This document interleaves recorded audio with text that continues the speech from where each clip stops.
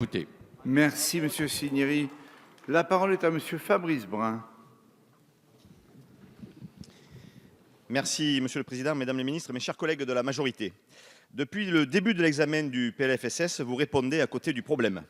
Ne faites pas comme le ministre de l'écologie qui, aux Français n'arrivant plus à boucler les fins de mois, répond « change ta bagnole et ta chaudière ». Désolé de vous le dire comme ça, mais le gouvernement est à côté de la plaque sur cet article 8, allant même à l'encontre des États généraux de l'alimentation qui visent à développer des pratiques agroécologiques plus gourmandes en main-d'œuvre.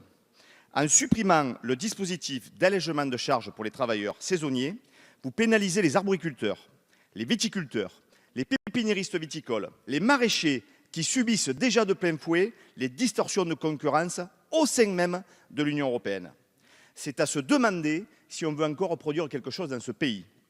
Non content de s'aborder la compétitivité de nos entreprises et de nos filières, vous pénalisez également les salariés dans des travaux pénibles qui méritent d'être rémunérés au-delà du SMIC. Savez-vous ce que c'est que de tailler 8 heures par jour en plein vent? Savez-vous ce que c'est de tirer des pieds-mères de vigne avec 10 cm de boue? Savez-vous ce que c'est de couper des salades en plein cagnard, courbées par 30 degrés? Oui, ce sont de beaux métiers, mais des durs métiers, des boulots saisonniers indispensables à l'économie qui méritent d'être rémunérés à leur juste valeur.